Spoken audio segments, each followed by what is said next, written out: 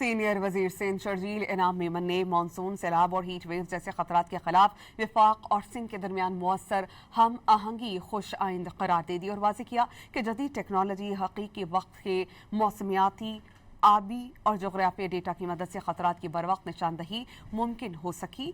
Senior वजीर सिंध शर्जील इनाम मेमन ने कहा कि वज़ीर आला सिंध की ज़ेर सदारत इजलास में मानसून के लिए सूबे की तैयारियों और दीगर उमूर का जायजा लिया गया।